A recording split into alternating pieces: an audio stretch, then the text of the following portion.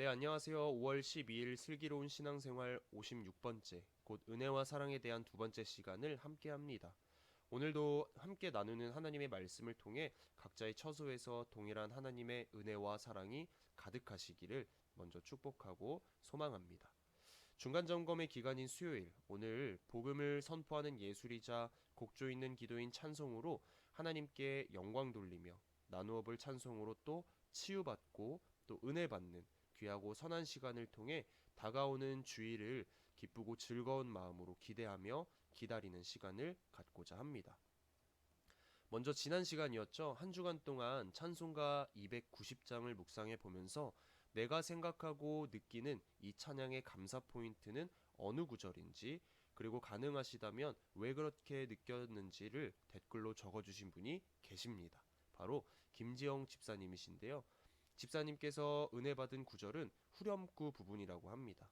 신앙생활을 함에 있어서 모든 것이 다 하나님의 기도 덕분이라는 것을 다시금 느낀 찬양이었다고 적어주셨네요. 우리를 위해 영원한 나라에서 기도해주고 계시고 또 복을 내려주시는 주님께 감사로 고백하는 우리 모두가 되었으면 좋겠습니다. 오늘 나눌 찬송으로도 역시 묵상하시면서 내가 생각하고 느끼는 이 찬송의 감사 포인트는 어느 부분인지, 그리고 가능하시다면 왜 그렇게 느꼈는지를 댓글로 적어주시면 이와 같이 함께 소통하는 시간을 잠시 나누어 보도록 하겠습니다. 댓글 적어주신 김희정 집사님께 다시 한번 감사 말씀드립니다. 자, 오늘 주제는 요한복음 14장 1절로 6절까지의 말씀을 가지고 외롭게 사는 이 그 누군가라는 제목으로 함께 나누어 보고자 합니다. 그러면서 함께 볼 찬송은 291장 같은 제목이죠. 외롭게 사는 이 그 누군가라는 찬송가입니다. 이 찬송가를 통해서 함께 하시는 주님의 인도하심에 감사하는 삶을 살자라는 목표를 가지고 먼저는 찬송가를 한번 들어봐야겠죠. 네, 함께 들을 때 슬기롭게 우리가 가사를 생각해 보면서 함께 들어보는 은혜로운 시간 되시기를 축복하고 소망합니다. 함께 들어볼게요.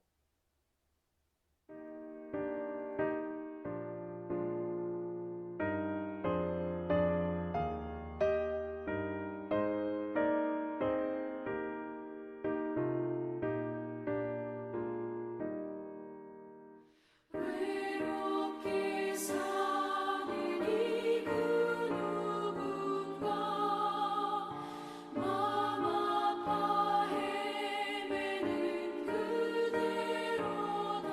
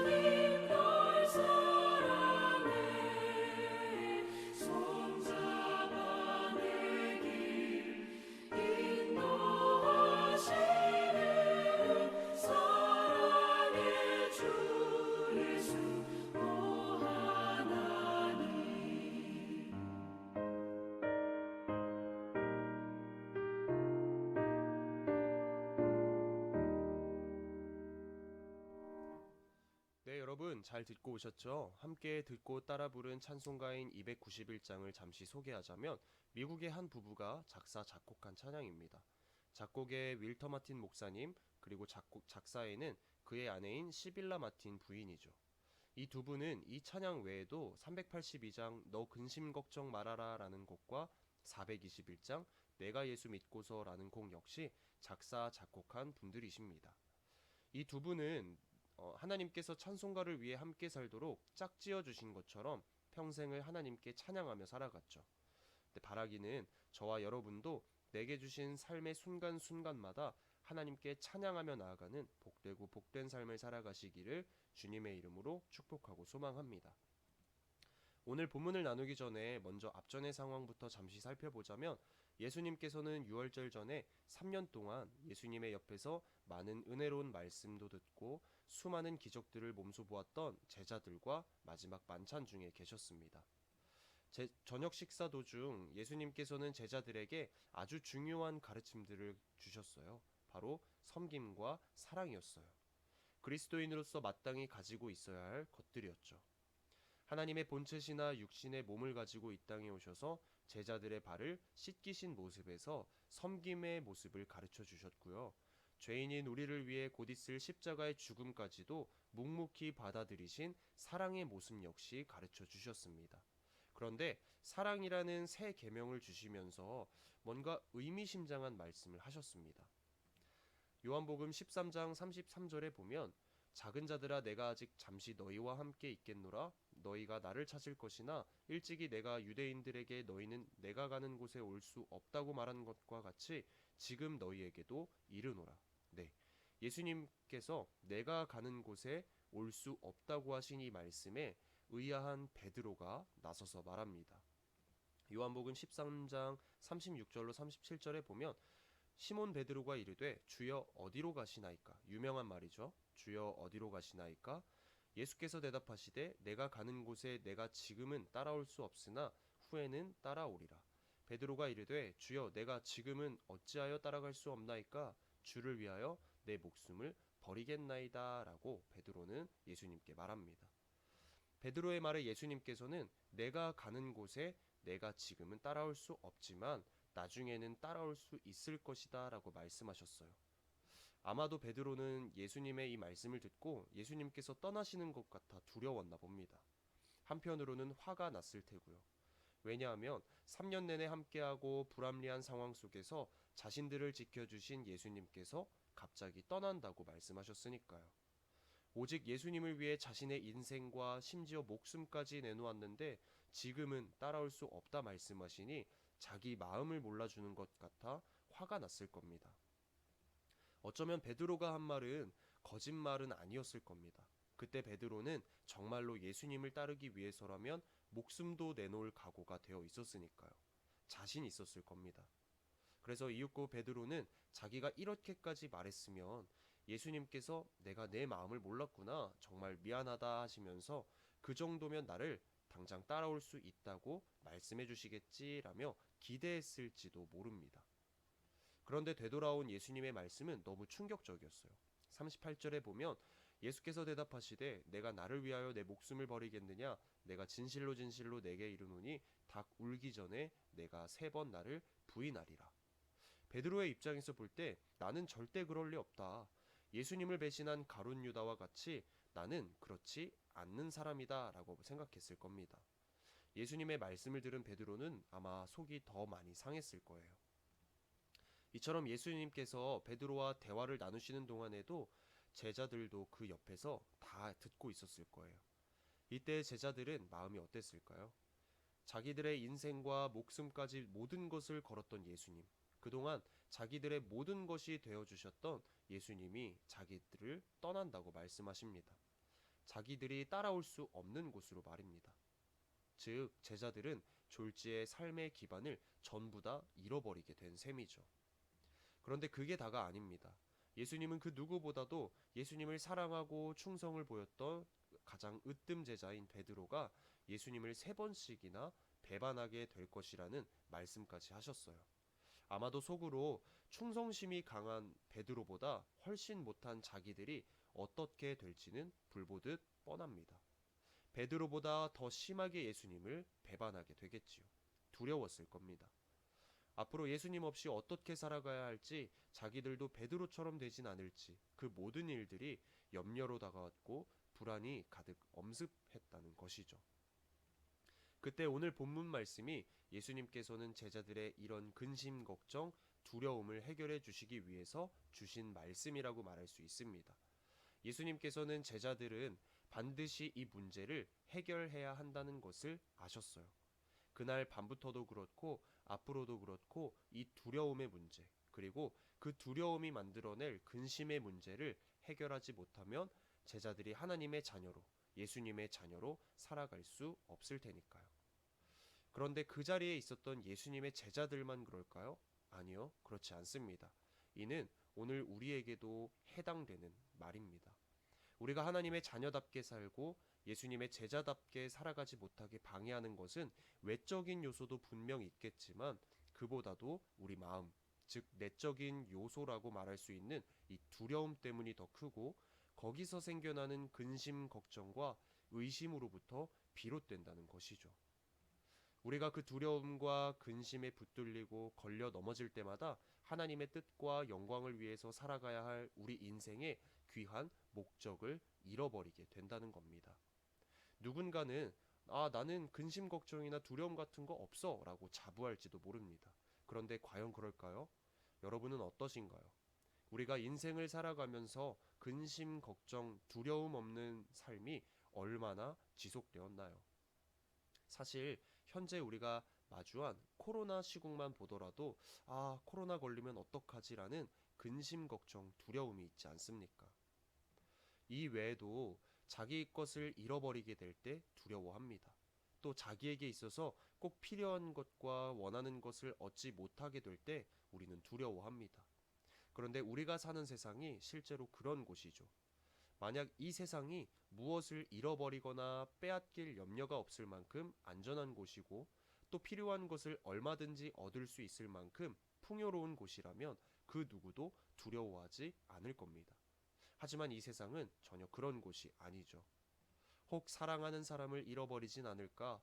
애지중지하는 물질이나 물건을 잃어버리진 않을까? 또 내가 필요하거나 원하는 것을 얻지 못하면 어쩌나 등 유한한 존재인 우리는 유한한 이 세상을 살아갈 때 어쩔 수 없이 겪어야만 하는 것 중에 하나가 바로 근심, 걱정, 두려움이라는 것입니다. 이때 오늘 본문이죠. 요한복음 14장 1절 말씀을 보면 예수님께서는 오늘 본문 말씀을 이렇게 시작하고 계십니다. 너희는 마음에 근심하지 말라. 하나님을 믿으니 또 나를 믿으라 라고 말입니다.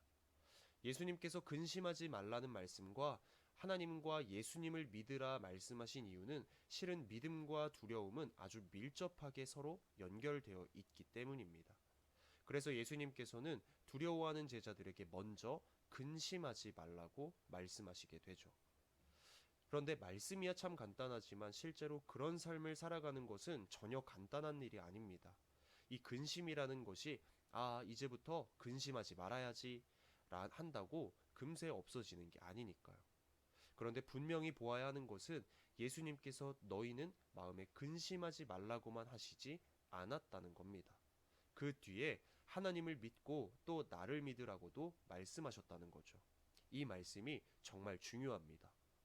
하나님을 믿고 또 나를 믿으라 라는 말씀은 근심하지 말라 하시는 예수님의 말씀에 대한 분명한 방법임을 가르쳐 주심과 동시에 늘 두려워하고 근심하며 살아가는 우리들에게 진정한 복음이란 어떻게 해야 누릴 수 있는 것인지도 역시 깨달을 수 있기 때문입니다.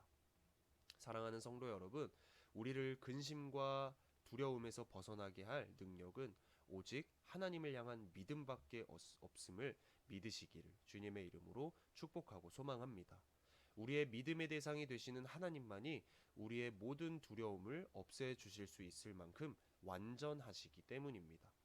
때문에 우리는 하나님을 믿어야 합니다. 그리고 예수님을 믿어야 합니다. 그 믿음이 우리에게 두려움을 몰아내 줄 때까지 주님께 기대해야 합니다. 의지해야 합니다. 주님은 우리를 인도하시는 목자요, 우리는 그의 어린 양이기 때문입니다. 그렇게 믿음으로 말미암아 마음의 근심이 사라지고 주님의 인도하심을 따라가는 삶을 살아가는 자에게 예수님께서는 2절과 4절과 같이 말씀하십니다. 내 아버지 집에 거할 것이 많도다. 그렇지 않으면 너희에게 일렀으리라. 내가 너희를 위하여 거처를 예비하러 가노니 가서 너희를 위하여 거처를 예비하면 내가 다시 와서 너희를 내게로 영접하여 나 있는 곳에 너희도 있게 하리라. 내가 어디로 가든지 그 길을 너희가 아느니라 라고 말씀하십니다. 네, 예수님께서는 내가 잠시 너희 곁을 떠나지만 떠나는 이유는 오직 믿는 자에게는 거할 곳이 많은 내 아버지, 곧 하나님 아버지께서 거하시는 영원한 하늘나라인 천국 거처를 마련하기 위함이라고 말씀하셨죠. 그리고는 내가 다시 오는 그날까지 오직 믿음으로 나아가는 주의 자녀들을 데려다가 그곳에서 함께 할 것이라는 영원한 기대와 소망을 말씀해 주셨습니다. 그리고 그곳은 너희에게 수없이 말했었던 천국임을 기억하고 또 알고 있을 것이라고 말씀하셨죠. 사랑하는 성도 여러분, 우리가 거할 곳은 이 땅에 국한되어 있지 않습니다. 오직 믿음으로 말미암아 나아가는 주의 자녀들이 거할 곳은 땅에 있지 않고 하나님 아버지께서 거하시는 영원한 하늘나라에 있음을 기억하시기 바랍니다. 기대하며 소망하시기 바랍니다. 그렇다면 이것을 아는 자의 삶은 어떠해야 할까요? 근심, 걱정, 두려움 다 내려놓을 수 있도록 오직 주님의 말씀 따라 주님의 인도하심을 따라 사는 삶을 통해 기뻐하고 즐거워해야 하지 않겠습니까? 믿음이 확고히 자리 잡아 마음의 모든 근심이 사라질 것을 기대해야 하지 않겠습니까? 그런 저와 여러분 되시기를 주님의 이름으로 축복하고 소망합니다. 하지만 5절에 보면 도마가 이르되 주여 주께서 어디로 가시는지 우리가 알지 못하거늘 그 길을 어찌 알겠사옵니까? 라고 예수님께 질문합니다. 네, 안타깝게도 도마를 포함한 제자들은 여전히 몰랐습니다. 3년 내내 예수님의 가장 가까이에서 말씀을 들었던 제자들은 지금 예수님께서 어디로 가시는지 알지 못해 두려움이 가득했습니다. 그때 예수님께서는 제자들에게 말씀하십니다. 6절에 보면 예수께서 이르시되 내가 곧 길이요 진리요 생명이니 나로 말미암지 않고는 아버지께로 올 자가 없느니라. 아멘. 네, 예수님께서는 제자들에게 어디로 가시는지에 대해 안내자와 같이 분명한 힌트를 주십니다. 예수님은 길이십니다. 그런데 그 길은 유일한 길입니다. 주님의 자녀가 길을 잃어 헤매어 두려움에 사로잡힐 때 예수님의 인도하심을 따라 걷는 그 길만이 두려움을 이겨낼 수 있는 유일한 길입니다. 내가 곧 길이요라는 단어에 NIV 영어 성경에서는 I am a way라고 기록되어 있지 않고 I am the way라고 기록되어 있습니다. 잠시 살펴보면 A는 특별히 정해지지 않은 막연한 사람 또는 사물이나 상대방이 모르는 대상을 처음 말할 때 사용하고 더는 특정한 사람 또는 사물이나 어떤 대상을 다시 언급할 때 사용합니다.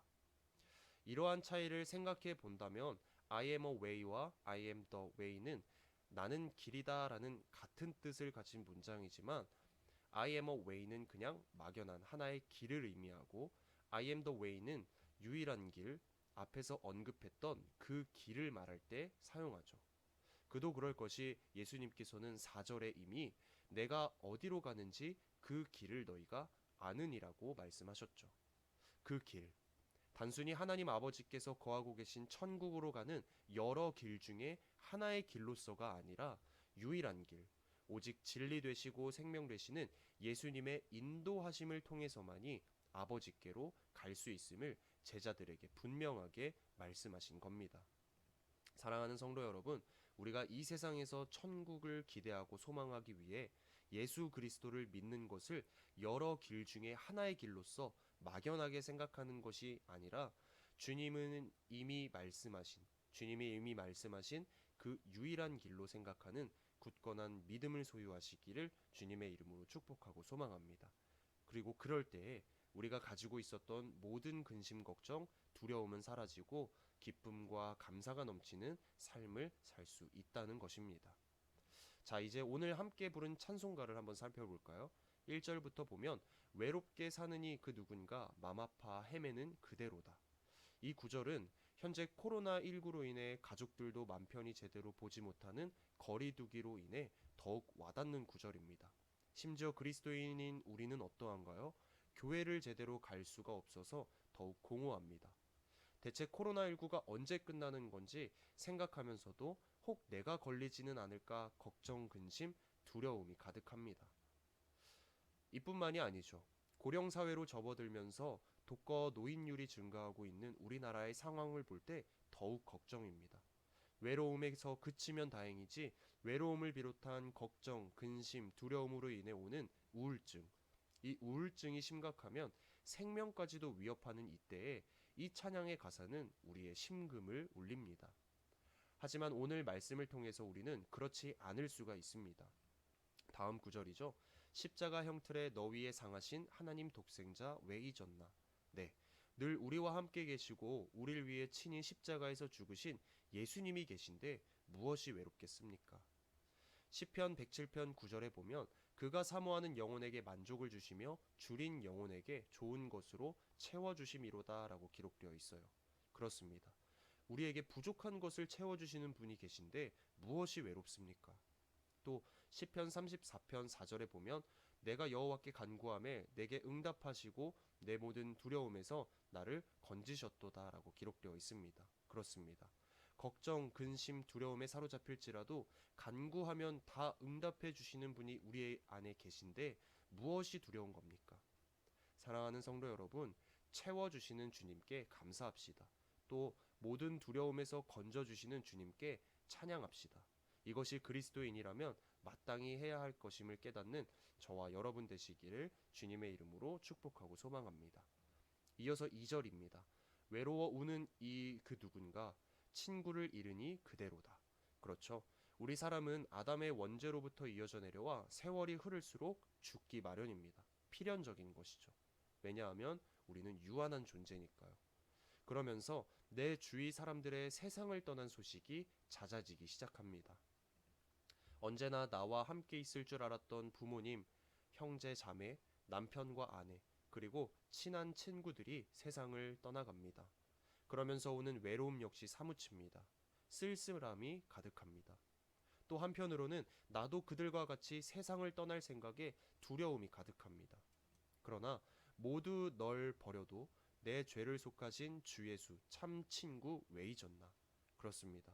이 땅에서 유한한 존재인 사람들은 모두 나의 곁을 떠납니다. 하지만 요한복음 14장 16절로 17절 말씀에 보면 내가 아버지께 구하겠으니 그가 또 다른 보혜사를 너희에게 주사 영원토록 너희와 함께 있게 하리니 그는 진리의 영이라 세상은 능히 그를 받지 못하나니 이는 그를 보지도 못하고 알지도 못함이라 그러나 너희는 그를 아나니 그는 너희와 함께 거하시며 또 너희 속에 계시겠음이라 라고 기록되어 있습니다.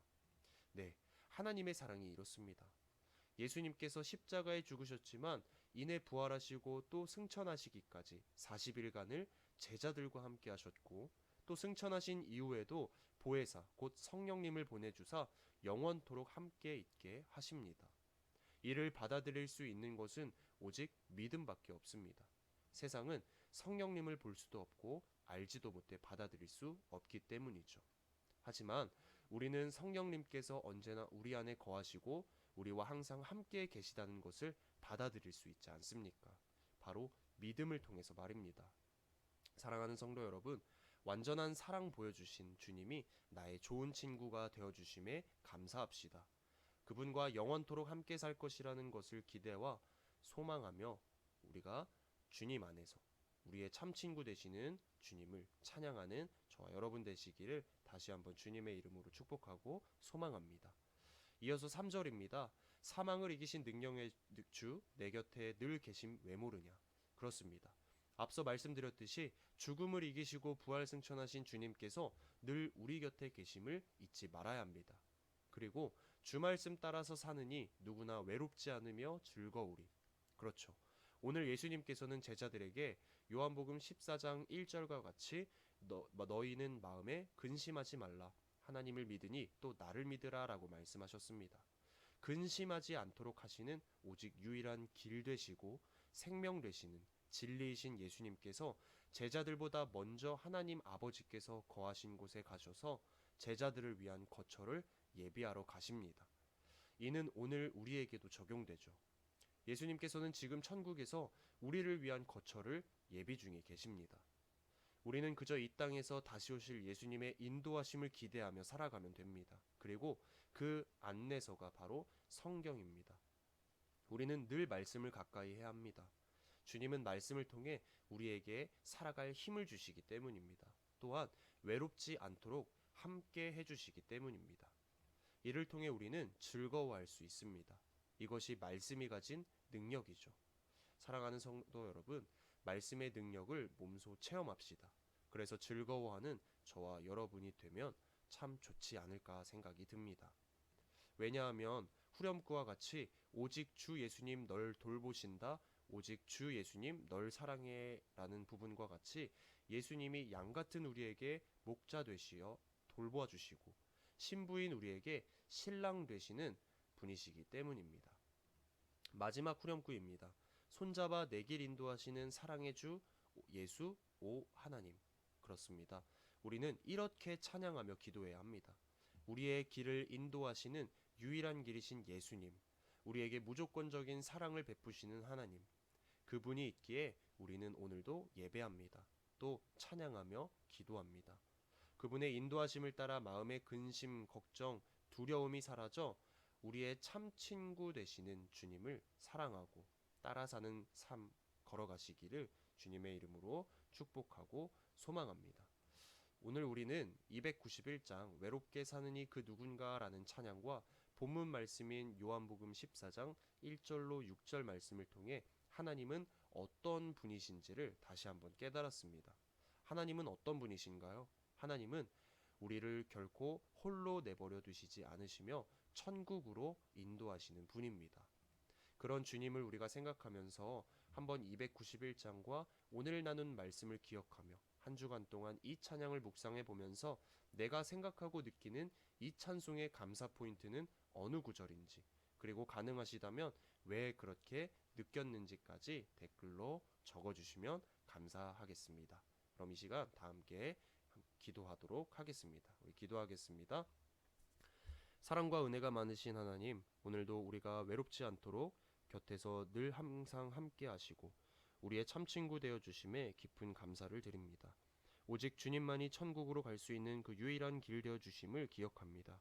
마음에 근심하지 말라 하신 주님께서 천국으로 갈 수 있는 유일한 방법인 하나님을 믿고 또 나를 믿으라 말씀해 주심 역시 기억합니다. 이 땅을 살아가는 동안에 비록 온갖 걱정, 근심, 두려움에 사로잡혀 어찌할 바를 알지 못해 길을 잃고 헤매일지라도 우리를 돌보시고 또 인도하시는 사랑의 주님을 향한 믿음을 잃지 않는 우리 대강교회 성도들 될 수 있도록 주님 넘치는 축복과 은혜 베풀어 주시옵소서. 오늘 찬송가 291장과 주신 말씀을 통해 깨닫는 바가 있게 하시고 다가올 주일을 기뻐하며 기대하는 우리 모두가 되게 하여 주시옵소서. 감사드리며 주 예수 그리스도의 이름으로 간절히 기도드립니다. 아멘. 네, 감사합니다. 우리 다음 시간에 만나도록 하겠습니다. 안녕.